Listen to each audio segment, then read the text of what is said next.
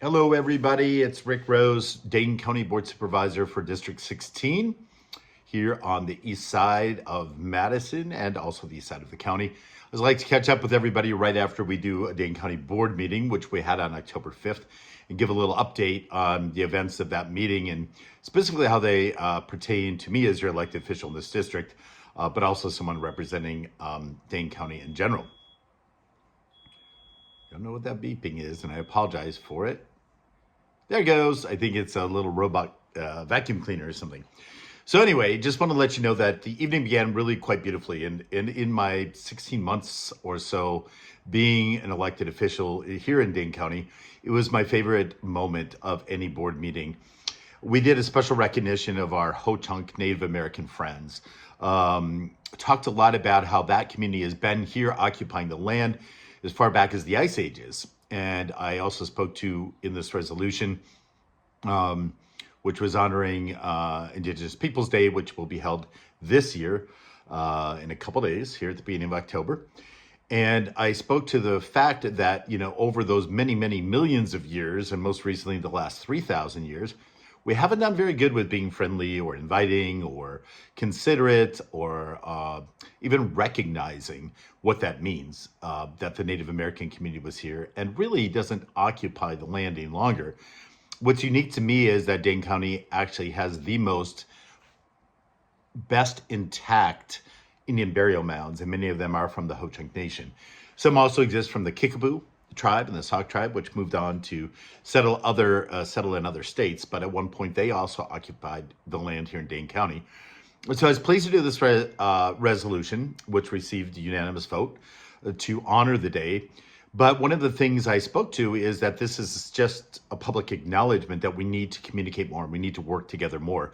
And I highlighted some of the great work that's been going on, even just in the last year here in the county between the Ho-Chunk tribe, Ho-Chunk people, the Dane County government, and Dane County people. And that is in the budget that's before us right now, the 2024 budget, there's money allotted, $2 million in capital expense to build a Ho-Chunk Historic Center, our history center, that will be located in a project that's being done in conjunction with the city, which will be a mixed use space, including affordable housing, somewhere kind of in the heart of Madison. So that's very exciting. Also, recently you may have seen that a 3,000-year-old Ho-Chunk, and I think Bad River, I think it may have been from a couple tribes, but they were both involved, these tribes. We have 11 here in Wisconsin, of a canoe that was discovered in one of our wonderful lakes here. And so I talked about how that sensitivity, how we handled that and worked with that community was important. Recently, a big sculpture was dedicated at the University of Wisconsin-Madison under the new chancellor. So that's going on. A new app has been created by the Ho-Chunk Nation to help with native speaking, which is a big part of the priorities we have going into this budget season as set forth by Chair Miles. Chair Miles had the foresight to ask every department head speaking to us how we're addressing language inequalities and the deficiencies we have in being able to speak the native tongue of many of our citizens here in Dane County. So it was heartwarming to hear about this app. So while there's 8,000 members of the Ho-Chunk tribe, there are only about 40 native speakers still. And so it's important for the tribe to, bring back this natural language, but it would be wonderful for non-tribal members to understand this is a way we can communicate too with people who are innately and inherently connected with our land. I know we're looking at other things like renaming a lot of our, and future forward, naming our county parks based on the natural treasures that are within those parks. A couple weeks back, we had our meeting at the Indian Lake County Park, and Director Hicklin of the county parks, Laura Hicklin, shared with me that they are looking at renaming that park and working with the Ho-Chunk community on naming that. So that was very touching to me. A great way to start the meeting. Two of my friends, Casey Brown and Janice Rice, Janice was a librarian with the UW system for over 35 years. Casey worked in the president's office at the Ho-Chunk Nation for many years. I also had the privilege of working on Casey through my other work, which is with Discover Wisconsin. And recently he and I and a team from Discover Wisconsin and Ho-Chunk Nation were honored with an Emmy nomination for a short documentary we did on Truman Lowe, who is a Ho-Chunk artist that went to UW-Madison. So these two folks spoke, and it was really poignant and beautiful. You can find any of our board meetings online. Just Google search them. and you will find links to watch those meetings. Also at the meeting, I want to point out that it was a huge success for Dane County. Lots of compliments from members of various unions that comprise the Dane County employees, also from legislative folks like myself, giving compliments to the Dane County Executive's Office for passing a handbook at last, which hadn't been in play for almost maybe, I don't want to get the numbers wrong, but I know at the time I ran for election 16 months back or so, we did not have an operating handbook. So finally, that was codified by a vote last couple of evenings ago where we accepted those revisions, and it will move forward as a handbook for Dane County. And I will say, I will put it out here that in that handbook includes a new holiday that was voted upon by the board not too long ago, honoring Juneteenth Day. So it will be a paid holiday for Dane County workers. But I will also say that in light of the Indigenous Peoples Day proclamation, I am going to work along with some other members on being able to bring forth and I would love to hear from you on it, to bring forth a resolution to also make Indigenous Peoples Day a paid Dane County holiday.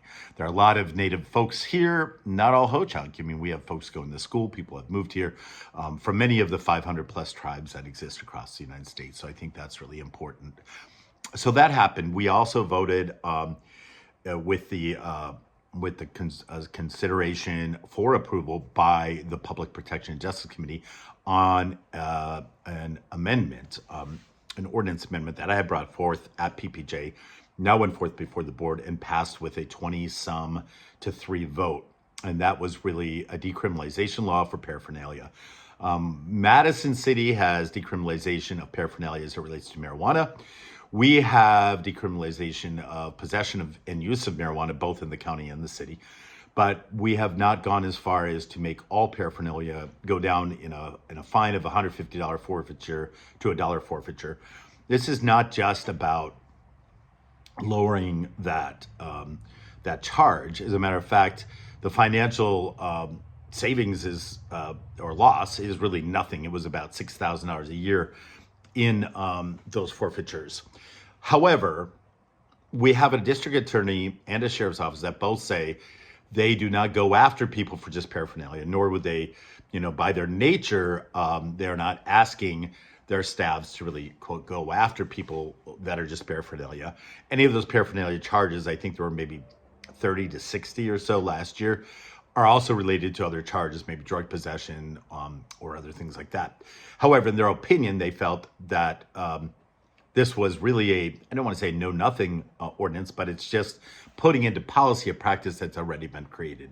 And that is why I wanted this to go down. I want it put on the books. Because right now, with so much of what we do, we are at risk if we have new leadership come in the sheriff's office or the Dane County district attorney's office. So very grateful for where this will lead. Now, I will say also I introduced a resolution that is, I know, co-sponsored so far by Supervisor Ritt, and I know it will be sponsored by several other supervisors, to issue $100,000 or so of our leftover opioid recovery dollars for the 2023 budget into an RFP, which would produce a study about overdose prevention centers here in Dane County. By the good grace of the Public Health Department and its head and team of those working in the opioid part of our public health group, which oversees, Public Health Department does oversee Madison and Dane County. We are going to move forward with that RFP and likely work with an entity called Vital Strategies that is very connected with government entities in the recovery process, as well as in the overdose process. So they will help us administer this RFP once it's written, find people to apply for it. So over the next few months, I think we'll see a study come back that will give us some direction and possible support to move forward with more consideration of overdose prevention centers here in our county.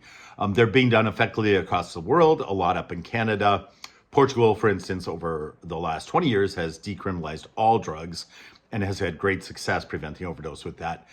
New York is doing it, and we've already been in touch. Some of my stakeholder friends and actually constituents in my district are talking to those folks and connecting them here with folks in Dane County to see how this might work effectively in Dane County. So that's what I got. If you have any comments, questions, or concerns, please reach out to me. There are many ways to do that. And you have a wonderful day.